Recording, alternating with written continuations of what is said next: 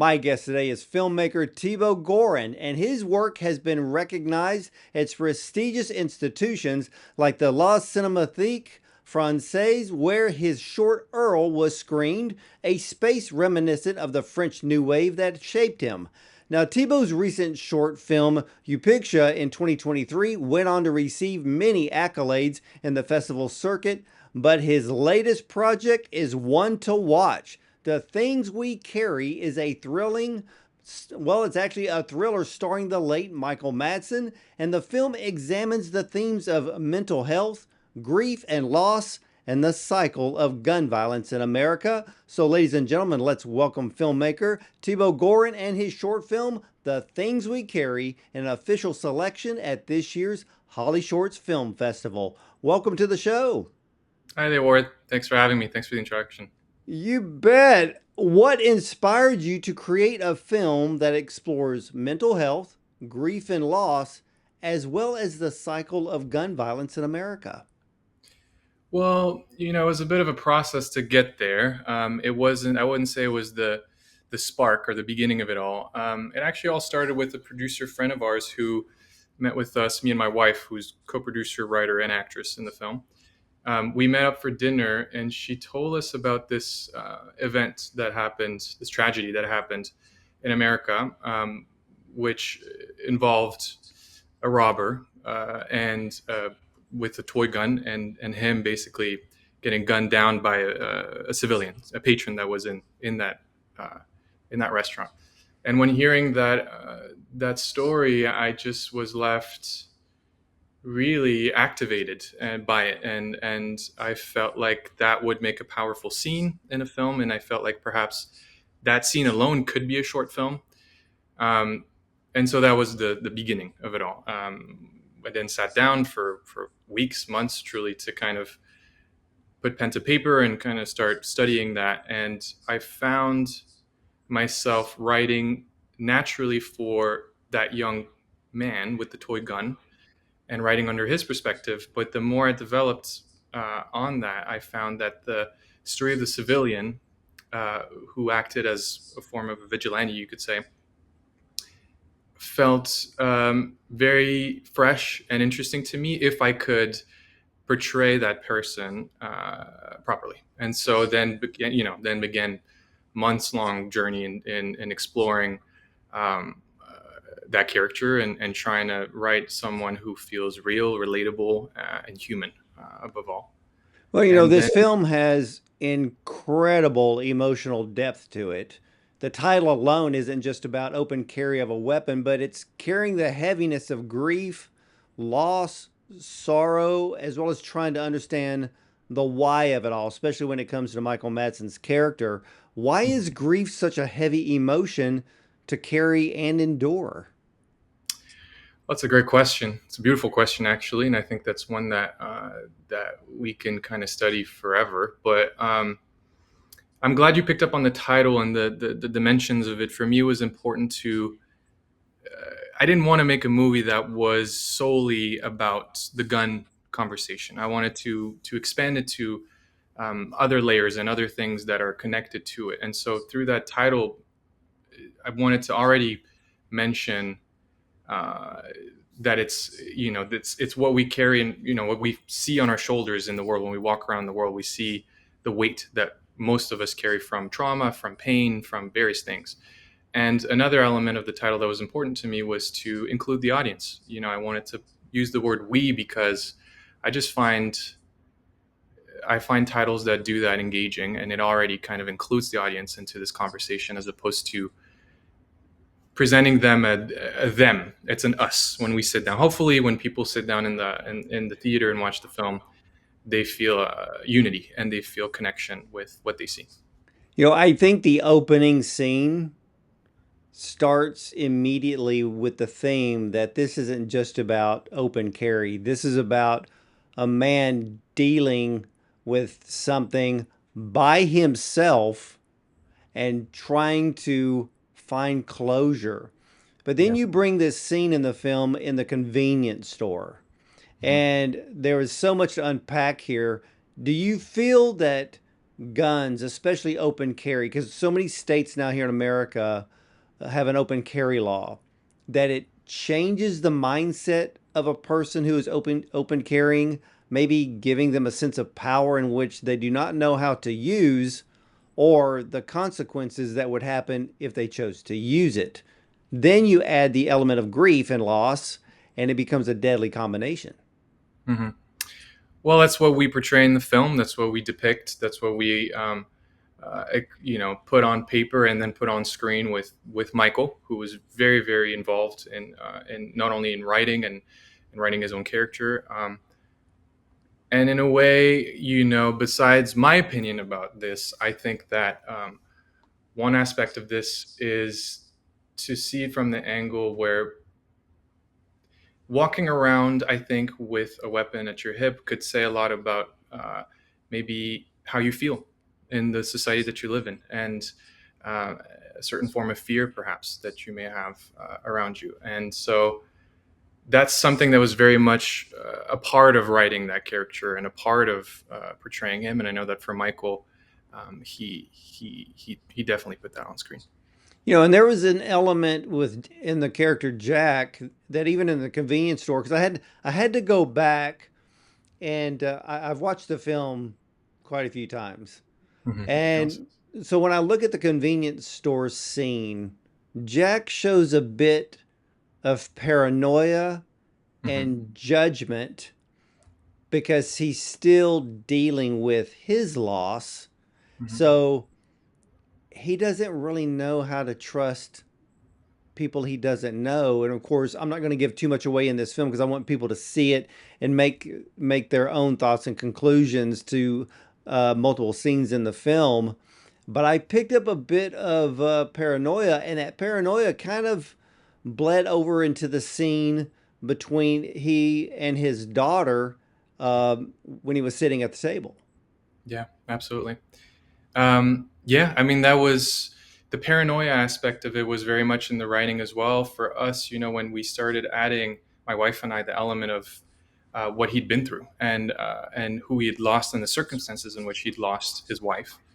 Um, it put him, the character, in a position where he hadn't been able to do anything about it, and he carries that, very much so. That's sort of that guilt, and so in many ways, you see this character what really is overcompensating on a day to day with the family he has left, his daughter and his granddaughter, and he walks around seeing threats where perhaps there isn't, and acting upon it immediately as opposed to observing and really taking it in. And again, that was very conscious sort of decision. And yeah, when I remember that day, actually, when we filmed that scene, we had long conversations with Michael because we were actually trying things out, and we we tried what was on the page, and then parts of it felt a little bit off with what we had done before. And so with Michael, I remember we took a break and we sat down, and which was such a enormous moment for me. I mean, to be able to have a sort of a minor rewrite with him and see his ability to see the grand scope, of things when he's on set. In the smallest moments, he understands where they fit and what that mean with the overall film. And to yeah, just be able to finesse it in a way, it was beautiful. When I watched this scene um, at his daughter's home where he's sitting there, he's trying to explain his actions, but in another way, he's trying to cover up his actions. She sees right through him. And I kept replaying that scene because Michael Madsen pulls off a stellar Mm-hmm. performance. Because when you watch him in that scene alone, Mm-hmm. you can tell that it wasn't just grief, he was still dealing with anger. Oh yeah. Um, he was trying to justify Mm-hmm. the fact that he is not going to stop open carrying a firearm. And when his daughter said, "You can't, you can't come here anymore," Hmm. He didn't show that he was actually crushed over that, because Hmm. I think the grief of him losing his wife was so strong and had a stronghold on his spirit alone that part of him was blinded to the other facts of his family. Hmm. Hmm. It's a beautiful interpretation, and very accurate. That scene, actually, we'd spent weeks writing that scene because we knew it was going to be the heart of the film. We spent a lot of the scenes in this film were sort of in silence with the character of Michael, observing him, not quite understanding necessarily what he's going through, but feeling for just where he's at and what he's doing. And we knew that scene was where everything was going to come out. Yeah, and it did, because when Oh, I sorry, I kept, lost. no, go ahead. Um, so where everything was going to come out, and so we spent a lot of time writing it, and we wrote so many different versions of it, and many different directions. And maybe a few days before shooting it, my wife and I decided, you know what, let's scratch it. We're going to write 4 lines, and you and Michael are going to improvise this. You know what we're trying to do. You know where we're trying to go with it, and it was just absolutely incredible moments, electric moments when they both came at each other like that in improvisation. It was beautiful. Yeah.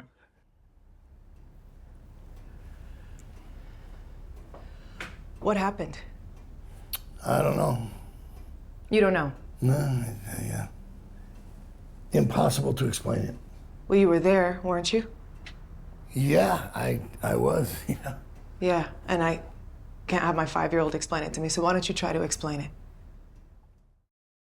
Yeah, because the thing that I noticed was that deep down, he needs help, Hmm. but he seems blind to take the step and even Hmm. ask for it.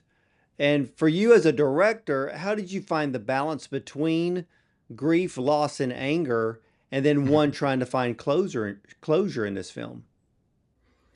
Well, I think again that came from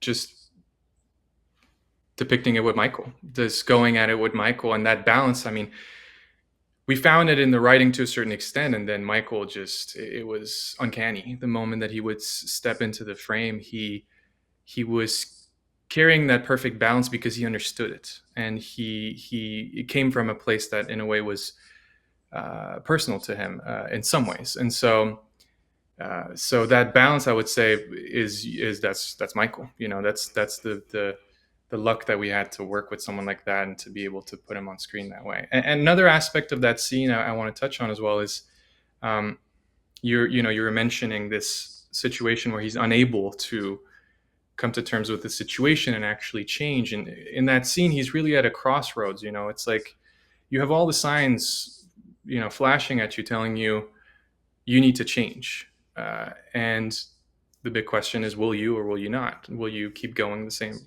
path, which is destroying you and hurting you and the people around you? Or are you going to make that leap of faith and try and change and be vulnerable enough to change? And so we see that in the film. Tragically, he's unable to be vulnerable enough to um, confront his issues and be honest about it with his daughter. And there's this tiptoeing we played with where he almost gives into it, and sadly he just falls back into that dynamic that he has with himself and his family. Yeah, it's almost like when you watch him in this film, there is this, I'm trying to figure out the right word. It's almost like a silent vulnerability that he doesn't allow to come forward. And it would Mhm. have been the vulnerability that would have helped him to realize where he's at, what he's doing, what he's thinking, um, and hopefully say, you know what, I really need some help. But Yeah. he's on the edge, but he doesn't take us over like you said.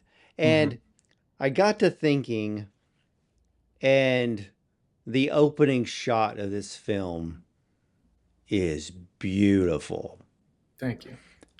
when I was watching the film for the second time, I watched that opening scene when the camera just slowly starts to pan behind him, Mhm. bringing in him. And what I love about short some short films is when there is a limited use of dialogue.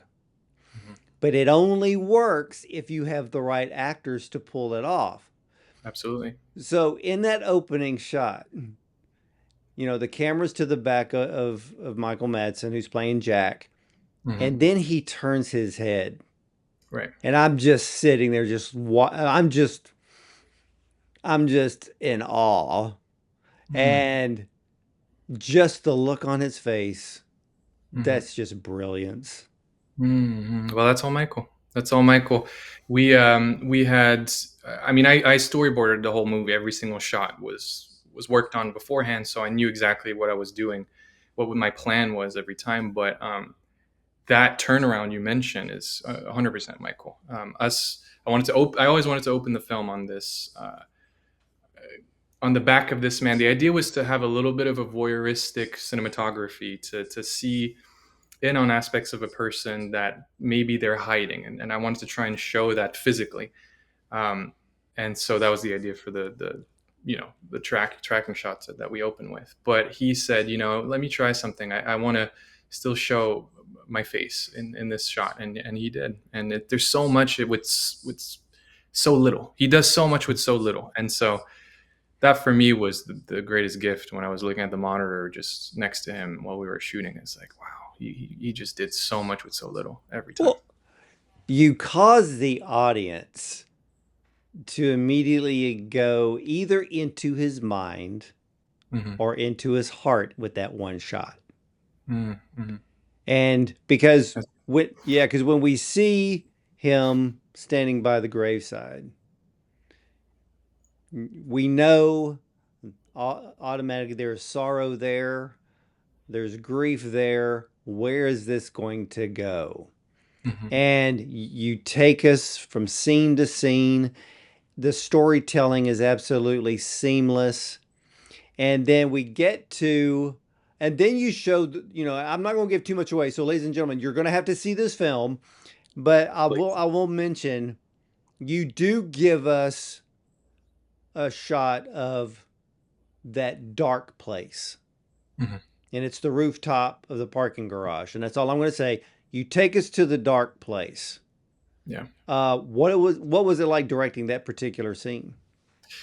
That scene again. I'm gonna have to mention Michael. That scene was um, originally we wanted to. So again, the scene that you're mentioning is a scene where we're introducing the fact that the character of Michael Jack is sort of a vigilante. He's just listening into police radio, and he's just listening at what's going on in the city. And it's a form of paranoia, a form of anger, all the things we've talked about before that are kind of packed into this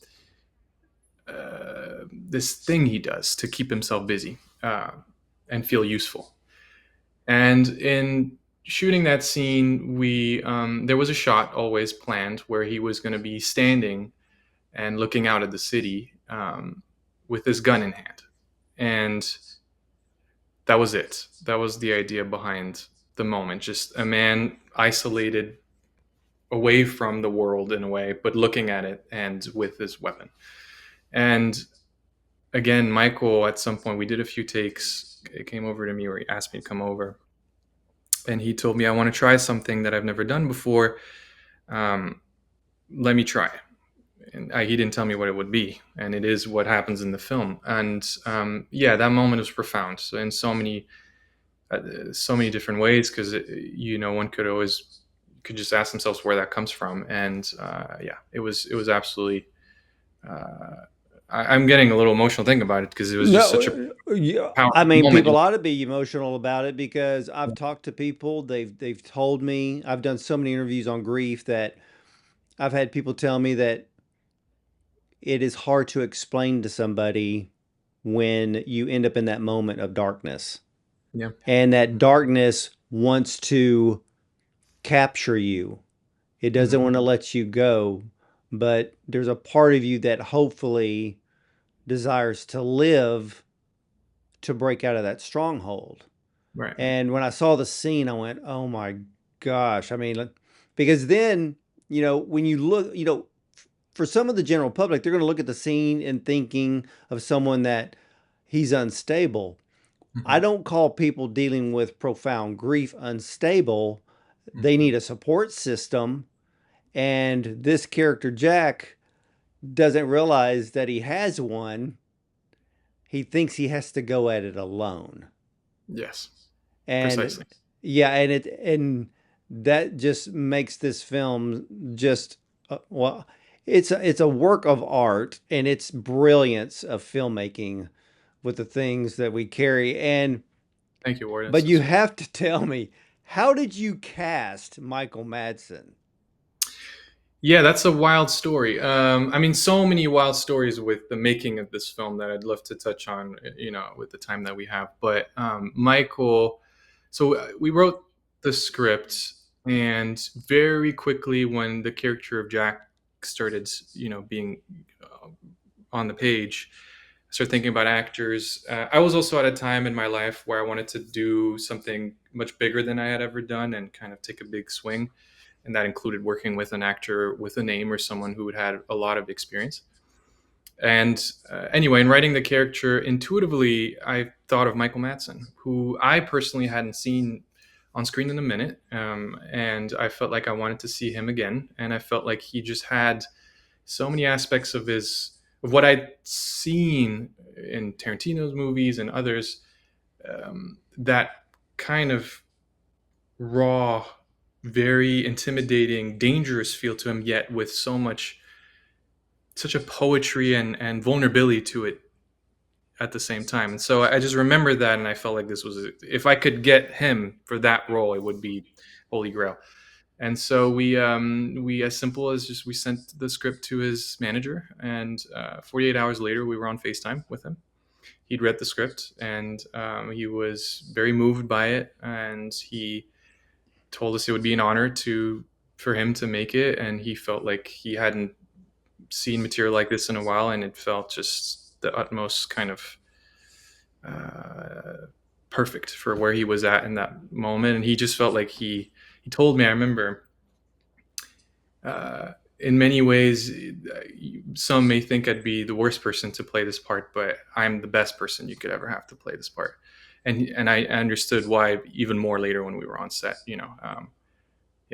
So that Yeah. that happened, and then we met in person maybe 2 weeks later or something like that, and it was just a friendship actually kind of ignited. Then we talked for hours, not only about the project but about leading on to all the themes that you see in the film. Grief and anger and all sorts of other things, and yeah, it was a profound collaboration. Truly, it was amazing. Well, where were you when you found out that we had lost Michael Madsen?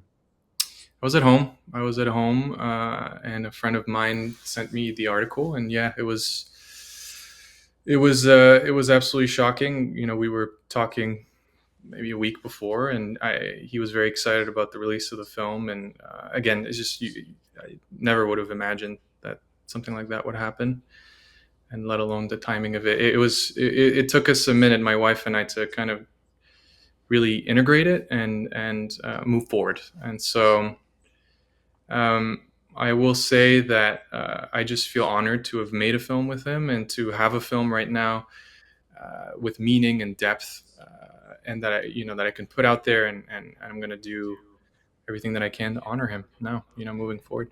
You know, when I saw the film and thinking about, Michael Madsen, I was like,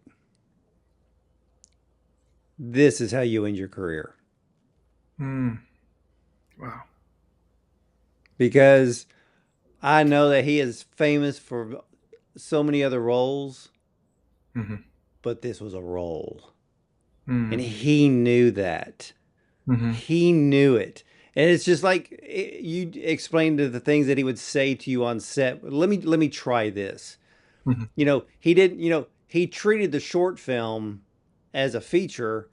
He And I did. keep telling people, short films are the works of art that we don't see in features anymore. Mm, wow, very true. I would agree with that. And Michael saw that. Yeah, yeah, yeah. He So did.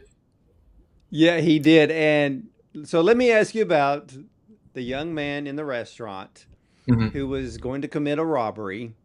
Hmm. Um, I'm not going to give it all away here, but I'm going to leave it to you. I'm sure that you have received mixed reactions from the scene. Maybe Hmm. some, I'm sure, think that the vigilante was justified. Hmm. Some people may not think so, but the restaurant owner could have done the exact same thing and it would have been justified according to law enforcement, especially Hmm. those that I have talked to. So tell me what type of reactions you had to that scene. Well, the movie hasn't premiered yet, so we haven't. I haven't actually sat with an audience and then had conversations with people about it, as far as like in a larger scale. I have obviously presented the film to my community and my colleagues, and I will say it was more in the writing when introducing the script to people around me that I got eclectic response about the ending. Some were like, "Well, okay, it's on paper. Technically, it's you could say it's okay. It's justified. That person's technically allowed to do such a thing." And others were like, obviously devastated. And so I found that interesting in the first place. That through the writing, I could see already just such a different interpretation of the end. Um, and I will say, so far, in showing it to the people around me, it's all been devastating, I think, for people to just see the tragedy of it all, and because they got to really sit with that character portrayed by Michael Madsen, who takes him so much deeper than anything I could have hoped for the film.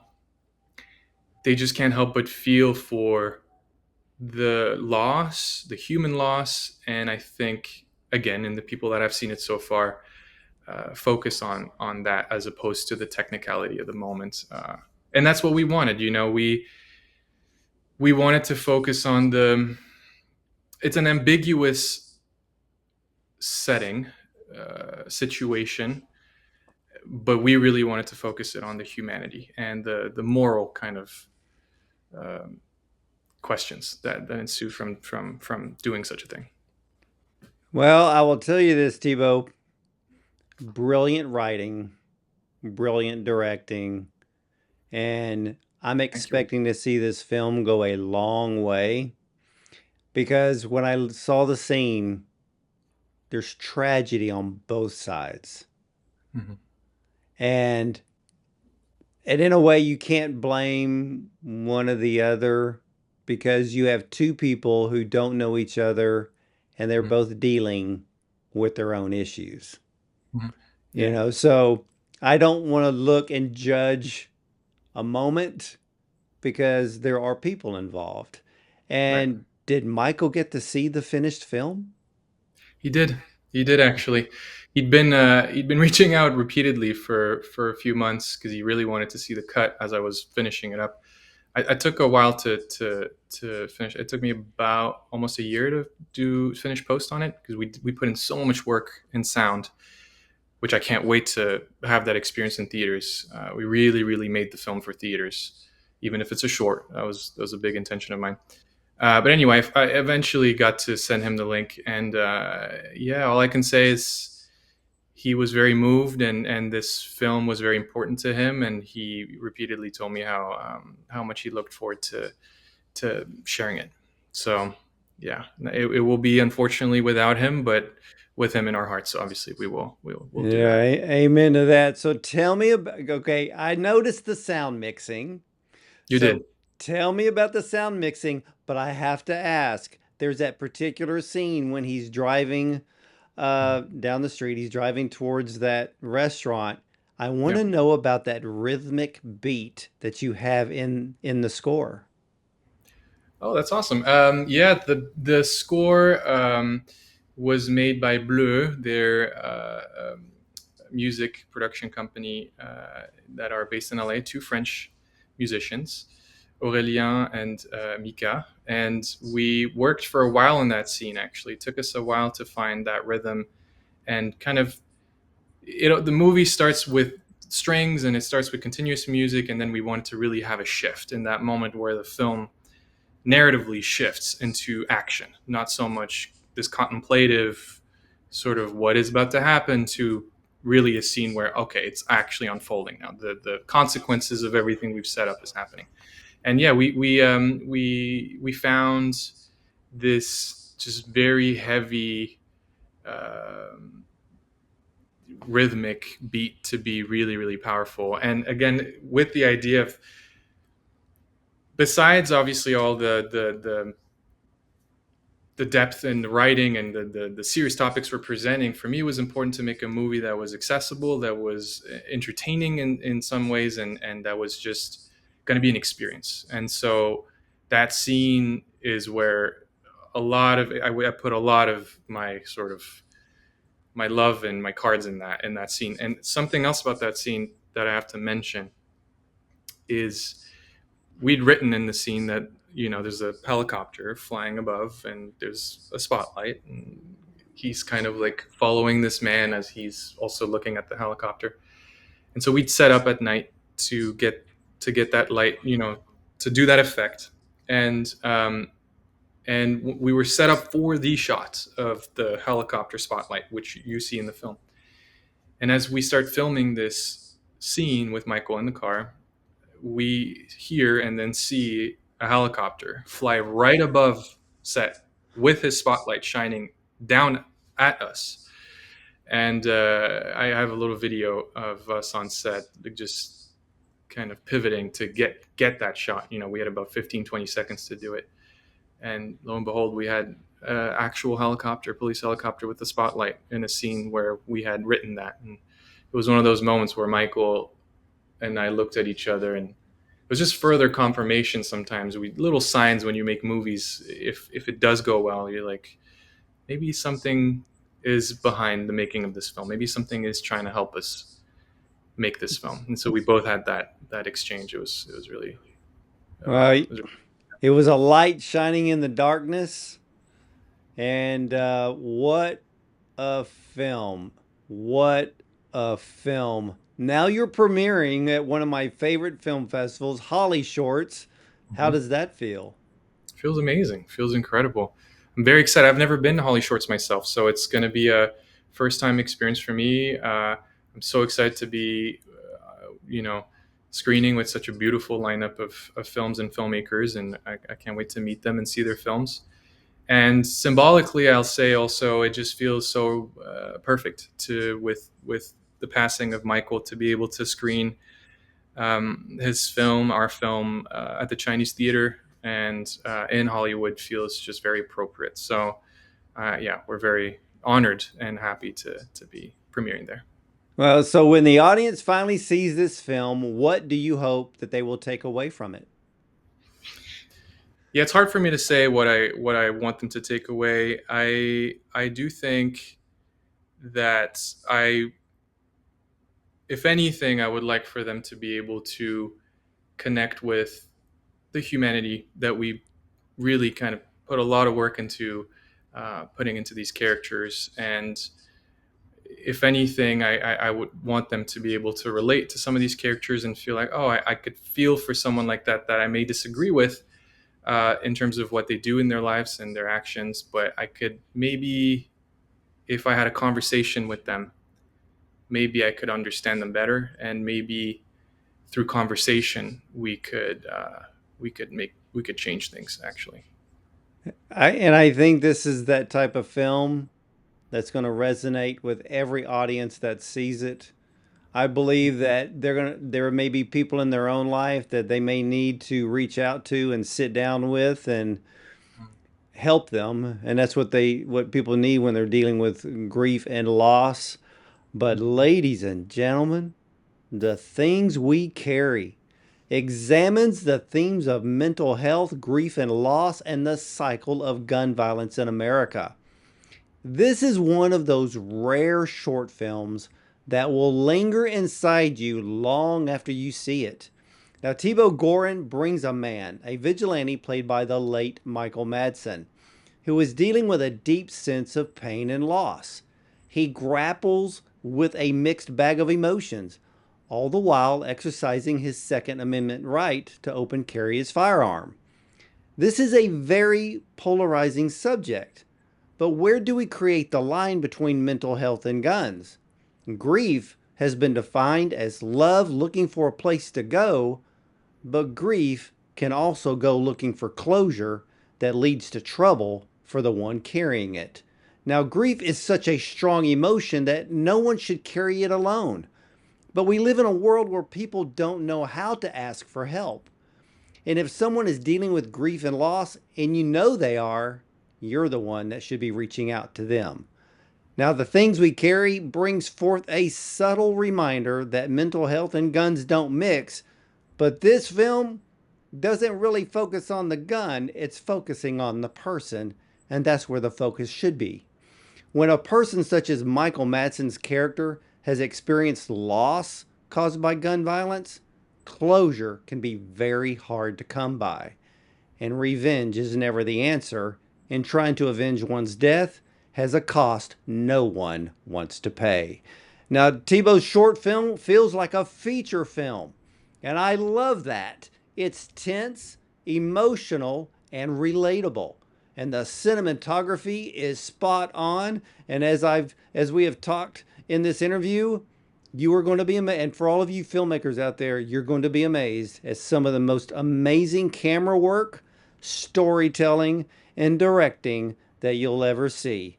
And I can tell you one thing, the cinematography again is so spot on that it adds to the story in its own subtle way. Now, as for the acting of the late Michael Madsen, what can we say? I feel this could be his finest performance as he delivered a character who is flawed and hurting, and we all feel that when we see this film.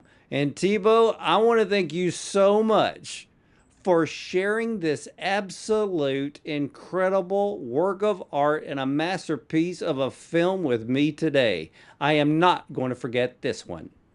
Thank you, Ward. Thank you for the kind words. Really appreciate your time, and can't wait to share the film with the world. Well, ladies and gentlemen, The Things We Carry, keep your eye on this one because this is one film that I would love to see go all the way.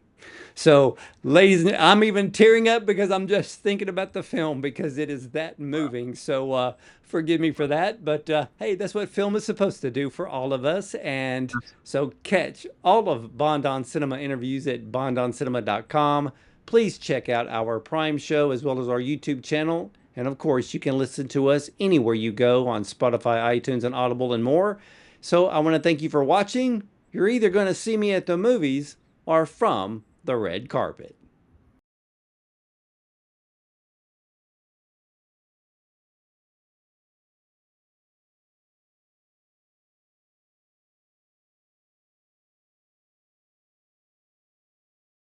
Woo!